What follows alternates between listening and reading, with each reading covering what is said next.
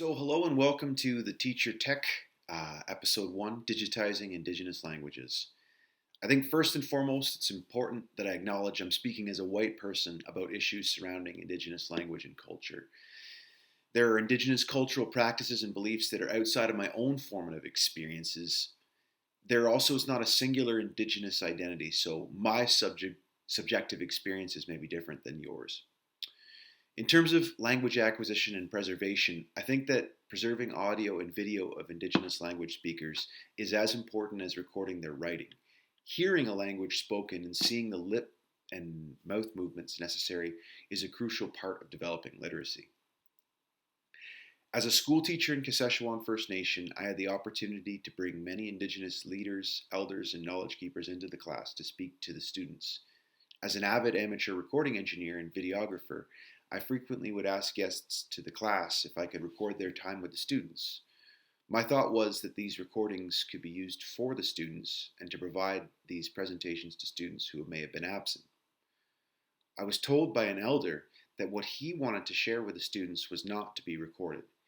He articulated to me the importance of the immediacy of spoken word. When working with Indigenous communities on developing digital content, it's important to ensure that you adhere to local cultural standards and practices. To start off, let's look at why digitizing Indigenous language may be beneficial and advantageous for Indigenous communities. Of the approximately 70 Indigenous languages spoken in Canada, more than two-thirds of these languages are considered to be endangered. According to the Endangered Languages Project, a language is considered endangered if there are less than 1,000 speakers.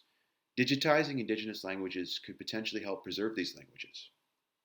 In Canada, there are many fly-in Indigenous communities. I personally began my teaching career in Sachigo Lake First Nation and then taught for 3 years in Kashechewan First Nation. Some members of these communities choose to move to other cities or communities to pursue professional and personal opportunities. Digitizing Indigenous languages could potentially help people who move away from home still access their language from wherever they are in the world.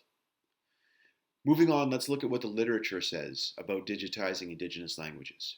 In Wise and Kostelecki's 2018 article, Respecting the Language, Digitizing Native American Language Materials, they document the collaborative development of a language database between the researchers from the University of New Mexico and members of the Zuni Pueblo tribe. When digitizing and cataloging the Zuni language, researchers worked with Zuni speakers to develop collaborative metadata for cataloging. This makes the information more accessible to Zuni speakers, as well as those hoping to conduct research with the Zuni community.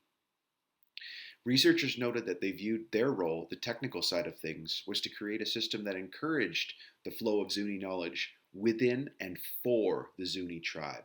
This outlines a key component of digitizing Indigenous languages in an ethical fashion. Any sort of digital project that is going to be working with Indigenous language or culture needs to be driven by community need.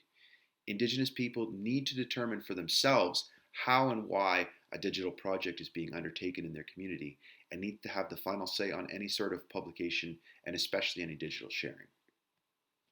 In the 2014 paper, Digitizing Indigenous History, the author outlines some of the challenges and successes in Indigenous history and language digital projects. In particular, we are introduced to Mukutu, spelled Mukurtu, but pronounced Mukutu, which is a grassroots project aiming to empower communities to manage, share, narrate, and exchange their digital heritage in culturally relevant and ethically minded ways. This is just one of many projects that are happening online right now to support Indigenous language and culture online. Audio, video, photograph, and written Indigenous language items are being digitized all over the world, which I think is a great initiative, and I really like seeing that a lot of these initiatives are supporting Indigenous self-determination. It's being done for the community. In the 2018 article, Speak Up, Digitized Indigenous Language Lessons Spark Hope for Revival, the author outlines how Indigenous language resources are being supported through digital technology in the Yukon. For 30 years, the Yukon Native Learning Center has collected more than 10,000 languages and culture items. Up until recently, these items were behind a paywall and difficult to access. However, an effort is being made to make these language resources readily available. When looking at digitizing Indigenous language artifacts, it's important to make sure that you seek permission to change formats. For example, many recordings of Indigenous language speakers were recorded on cassette tapes or on other recording platforms that have since become obsolete. There's an effort now in many communities to transfer these physical audio files into more durable and usable formats. Any effort to change format of pre-existing audio or video files of Indigenous speakers requires their consent. So in British Columbia, there have been provincial legislation put into place that mandates the preservation and development of Indigenous languages.